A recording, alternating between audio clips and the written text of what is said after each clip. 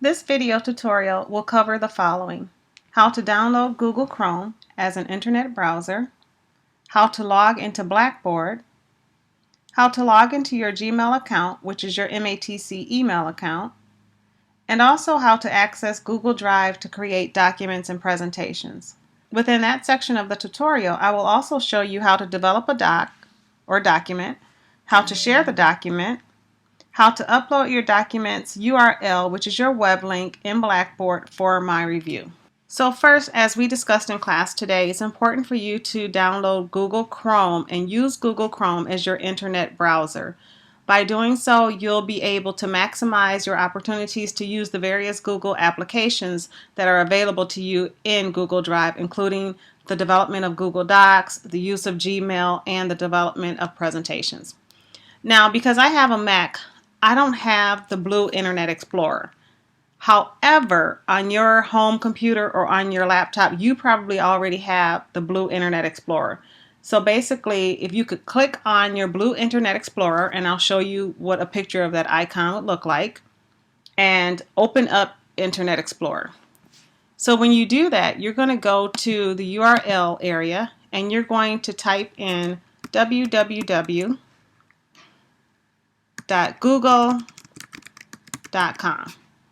And again, accept my apologies because I'm already using Google Chrome because I have a Mac and it's not compatible to Internet Explorer.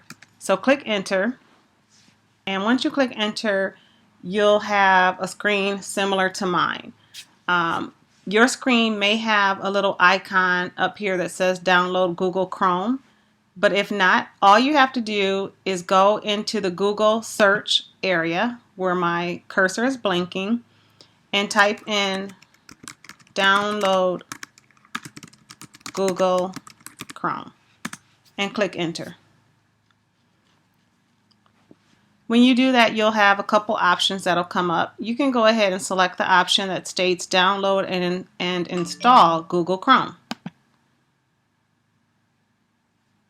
You should have a page similar to mine. It may not be exact, but it should be similar to mine, and it should have an icon that states download Google Chrome or something of that nature. If you select that button, it'll give you an option to kind of look through the terms of service, and you should go ahead and read that and click accept and install.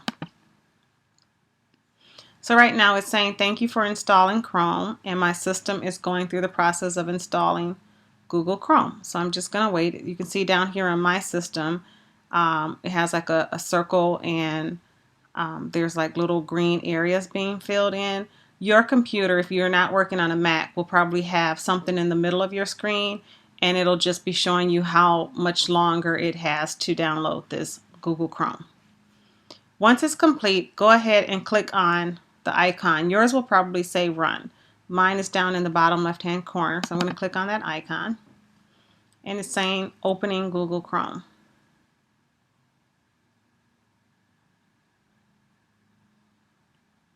So excuse all of the mess on my desktop. Like I said, this is just going to be a messy tutorial really quick. I didn't clean all that up for you. So you'll then have a Google Chrome icon on your desktop. So you click on that icon. It's just taking mine a couple seconds to comply with my request.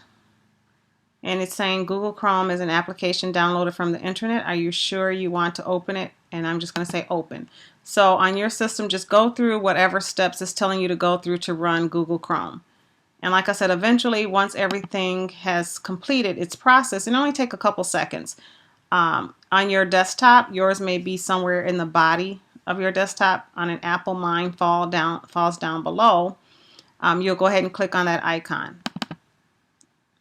And so now you're utilizing Google Chrome instead of Internet Explorer. So that's how you download Google Chrome on your desktop. Once you have Google Chrome downloaded, you can go ahead and, like I just did, double click on that icon and you'll open up an internet browser. You can see they're browsers, and it's just going to allow you to browse the internet. So we don't need this page, and anytime you have an open page that you don't need, you can go ahead and click in the URL section and you can just overtype that with whatever internet address that you want to explore. So right now, because I'm going to show you how to log into Blackboard, I'm going to take you to the www.matc.edu website, which is the home page for our MATC college. Once you're here, you're going to select Blackboard. You will be directed to the front page of the Blackboard Learning Center page. At the bottom, you'll see where it says Login. This is where you're going to enter your username and your password. If you're not sure about your username and password, you'll need to contact the MATC Help Desk at 414-297-6541. So I'm going to type in my username, which is AdamsT3, and your username is going to be similar to mine, except it's going to be your last name and maybe the first or second initial of your first name. But again, if you're not sure, you can also always contact the help desk and they'll help you out with that. So enter your password and click on Login. When you do that, you'll be directed to the home page of Blackboard. As an instructor, I have tons of courses that I have been working on and I just didn't make them disappear yet, so excuse all of my mess. But under your section that says My Courses, you'll just have a few courses, whichever courses you're actually enrolled in for this current semester. So all you're going to do is scroll through your list of courses and select My Course, which is Summer 2014, Child D124, 475, Best Practices. And again, you know that it's a link that you can enter because it has the little line underneath. So click on that link. And now you're inside of our Blackboard course shell. So again, as I indicated in class, to the far left-hand side, you'll have all of the different tabs that house different types of information for you to access. So that's how you'll log into Blackboard. Now I'm going to show you how to log into your Gmail account. So as we discussed in class, when you're working in Google Chrome, you can leave various pages open. So I'm going to leave my Blackboard page open because I'm going to come back here later. If I wanted to delete this page, I can click on the red X. Well, when you don't have your cursor on it, it's just a gray X. But when you put your cursor on, it's a red X. And it has the words close or delete. If I wanted to delete it, I would click on there, but I don't want to because I'm going to come back to this page later and I don't want to have to log into Blackboard all over again. So basically, I'm just going to open a new page, and I'm going to do that by accessing the little blank page that's right next to my open Blackboard page. So here's my open Blackboard page. Right next to it is a blank page that's going to allow me to open a new tab. So I'm going to click there. Now I have a new tab. So if you're using Google Chrome, every time you open a new tab, it's going to allow you to access Google applications right away. So these are some of the Google applications. You have Google Docs, which is when you're creating a document similar to Microsoft Word. You have Google Drive, which is similar to like your flash drive that you carry around that houses all of your Microsoft Word and Microsoft PowerPoint and Microsoft Excel documents. So using Google Drive is really awesome because all of your information is housed in the cloud. You don't need a jump drive. You don't need to be on a particular computer or laptop. All you need to do is log into your Gmail account and you'll have access to your Google Drive, which is where all of your documents and presentations will be developed and housed. You can do a Google search, which is just searching the web. You automatically have a YouTube account, and I'm not going to cover that now, but be certain that eventually in one of our classes, I'm going to show you how to develop a video and download it to YouTube. And then you have access to your Gmail application. So right now, I just want you to click on Gmail because we're going to go through Gmail to get to your drive. You don't have to do this, but I just really want to show you how to get into Gmail. So click on Gmail. And it's going to ask you to sign in. So you're going to sign in with your username. And again, it's going to be your last name and that first initial type combination. Because you're a student, you're going to type in that username. And because you're going directly from google.com, you're going to type in @gmatc.matc.edu. That's what your combination is going to look like. Because I'm a faculty, I don't need the GMATC, so I'm going to take that out. So now you're going to enter your password, and it should be the same password you use to utilize and access Blackboard. Okay, when you've done that, click on Sign In. So now you have access to all of your email. And make sure that you're checking your email on a regular basis, because this is the only way that I'll be contacting you and sharing information with you during your online sessions. We won't be face-to-face again until July 12th on that Friday. So I'll be emailing you information. So make sure you log into your Gmail account every couple days, a few times a week, so that you don't miss any important information. So once you're in your Gmail account, you still have access to all of the different applications that are available to you in Google. So right now, I'm just going to concentrate on the Drive. You can establish your calendar. You can develop a website. If you click on More, you can develop a YouTube page. You can do tons of stuff, and we'll have fun exploring some of these options later. But right now, we're going to keep it simple, and I'm going to have you go directly to your Drive. Again, this is where you're going to develop your documents and presentations, and you're going to house them inside of Drive.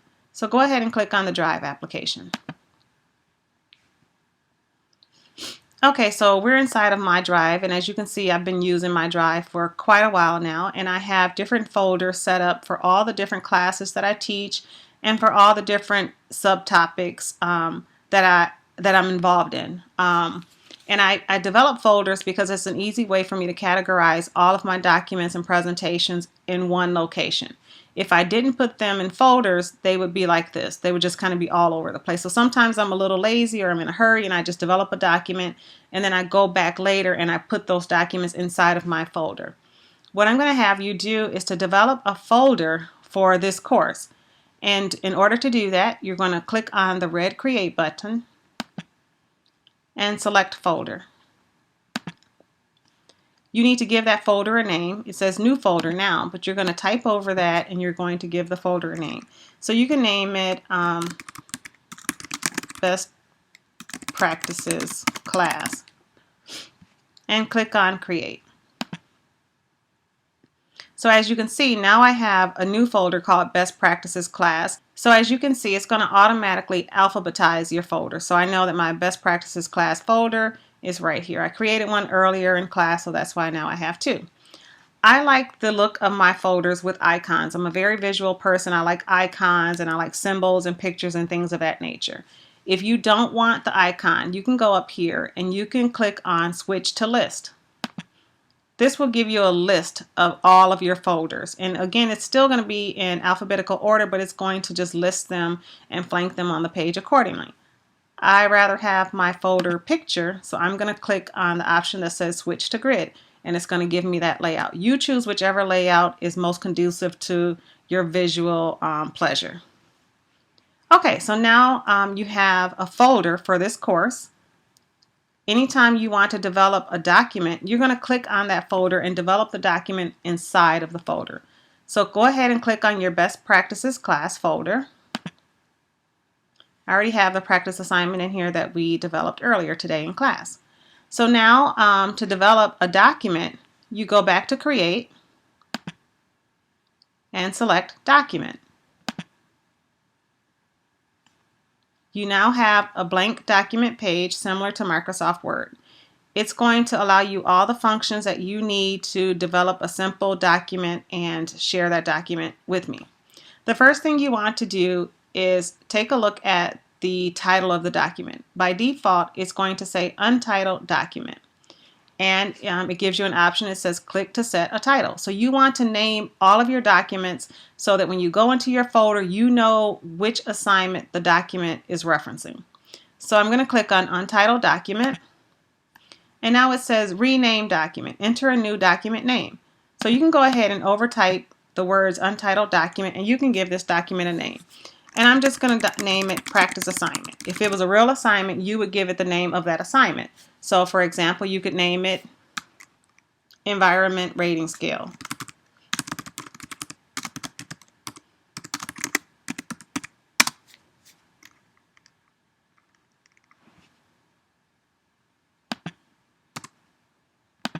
Corrective Plan. Once you've given your assignment a title, you click Okay. Now you recognize that there's a title name, Environment Rating Scale Corrective Plan. So this is one of the actual assignments that you'll be completing in class. So you'll go ahead and you'll type the body of your assignment. And I'm not going to take the time to type anything relevant. I'm just going to show you that you can go ahead and type whatever you want. And like Microsoft Word, if this is my heading, I can highlight that and I can bold it. I can underline. I can go here where it says text color and I can make it a different color and things of that nature. If I want to do some bullet points underneath there, I can. And I'm just making up something. So this is not a real assignment. I'm just showing you some of the features that are available to you using documents in Google Drive.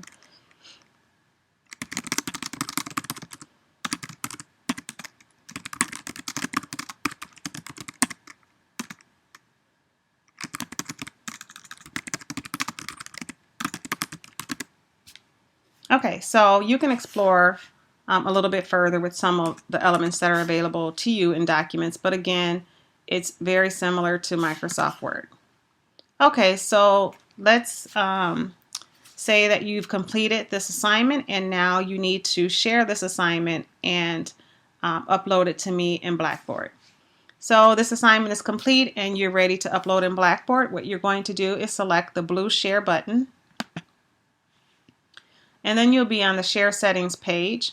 The first link is your URL or the web link to your actual document. Because you're working in the cloud, all of your documents are going to be recognized by web links or URLs. Under who has access, by default your document is private, only you have access to it. When you're ready to share it with other individuals, you need to click on change. So now your sharing settings are as follows. It can be public on the web. Anyone in the world can view it. It can be available to anyone with a link. It can be available to all the people associated with Milwaukee Area Technical College. You can state that only the people at Milwaukee Area Technical College that I send the link to can have access, or it can remain private. But because you're going to send this document to me, you need to state that it can be available to anyone with the link. Down below under access, it says anyone here, and by default, anyone can view your document. In most instances, this is fine. You just want someone to take a look at your document. You want to submit it for grading, things of that nature. In this class, what you can do is click on this blue arrow and you can select can edit.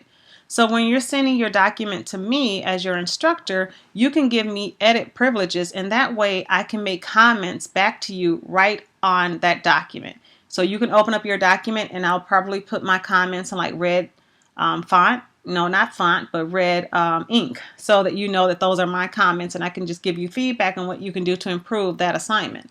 So right now your sharing settings is anyone with the link can edit.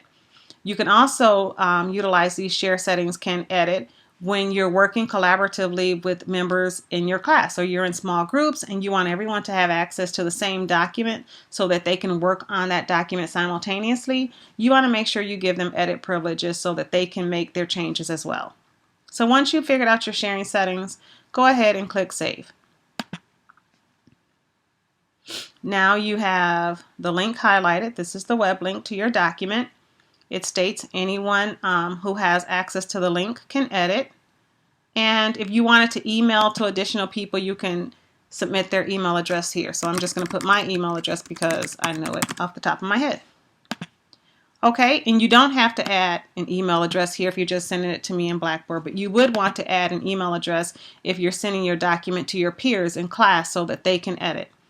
So once you've established that, you can go ahead and click Share and Save. The individuals that you added as an email address, they'll receive an email in their Gmail inbox stating that Toshiba Adams has shared a document with you. You can open that document and you can add whatever information you would like to that document. So once we're done, you click Done. Okay, so now you've developed a document and you've changed your share settings to anyone with the link can edit. Now what you're going to do is highlight your web link. So if you just click on it, it'll automatically highlight in blue. So go ahead with your cursor right on that blue link, right click on your, oops, let me do that again, sorry. Okay, right click on that blue link and you're going to receive some additional options, and you're going to select copy because you're going to copy that URL. Okay, and so this is the reason why I did not close my Blackboard page, because I'm going to go right back to Blackboard and I'm going to upload my link in Blackboard. So click on the Blackboard page, look at your options on the left hand side, and where it says upload assignments here, click on that link. And this is where you can go to upload all of your assignments. Right now I'm just going to go and upload it under practice assignment. So you see there's an underline here that lets you know that you can go ahead and access that link. So click on practice assignment. But again, when you're doing your real assignment, you'll go to the actual link for that particular assignment. Okay, so number 1 says assignment information. This is just going to give you instructions for how to complete the assignment. It may give you a due date. I'm not sure if I put all the due dates in Blackboard. And then also to tell you how many points this assignment is worth. And this is just a practice assignment, so it's just 5 points. Scroll down on your screen, and I'm scrolling just using my fingers because I have a Mac, but if you don't have a Mac, you can scroll down using the bar on the side of your computer screen. So you go under option 2, assignment materials, where it says submission. Put your cursor in that box, and you see my cursor is there because it's blinking. Excuse my dog, I apologize for that in the background. Right click on your tab and paste. Before you right clicked and copied when you were copying the URL, now that you're sending it to me in Blackboard, you're going to right click and paste that URL. So as you can see, the URL appears in that location. That's all I need to access your assignment. Scroll down on that page and click the blue button that says submit.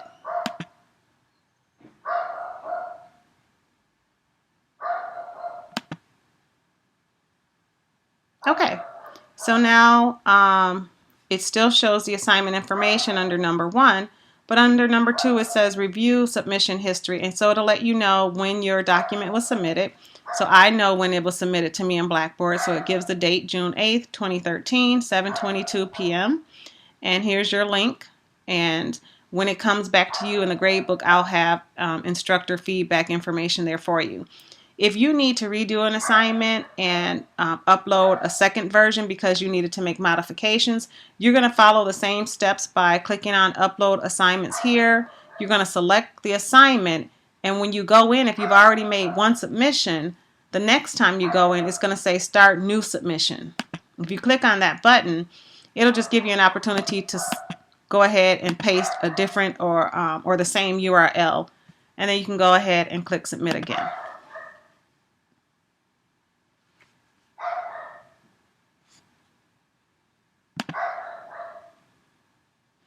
Okay, so that's how you upload your assignment to me in Blackboard.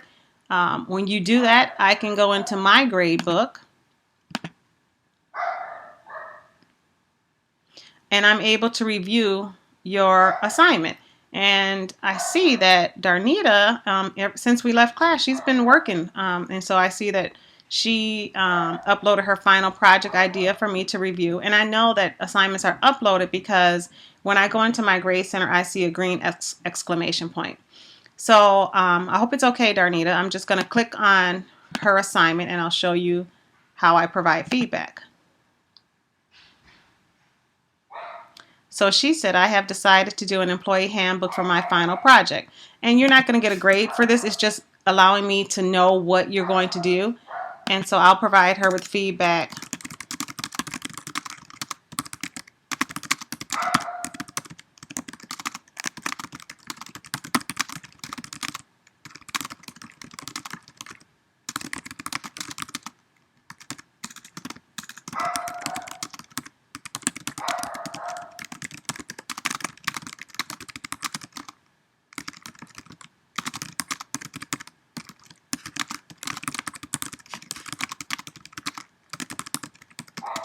Okay, so I'm going to open up a new tab and go find the actual link I want her to take a look at.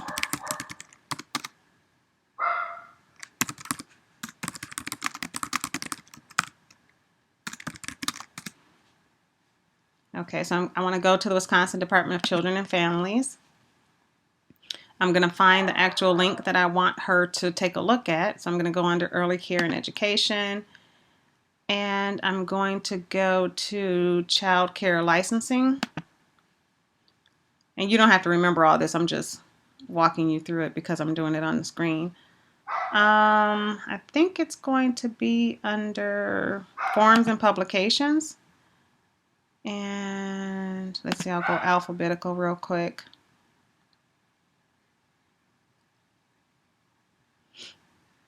I don't know if it's under Handbook. Oh, Policy Checklist for Group Child Care Centers.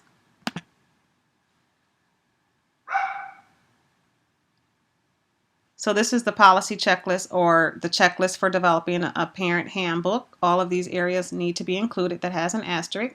So I'm going to go ahead and copy and paste this link in my response back to Darnita.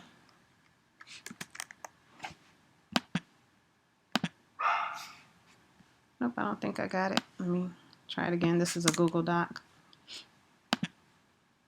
Oh, it was right. Okay, copy. Okay, so anyone who is interested in developing a parent handbook, you would need to follow the stipulations that are addressed in the parent handbook checklist. So I'm just going to submit my response to Darnita.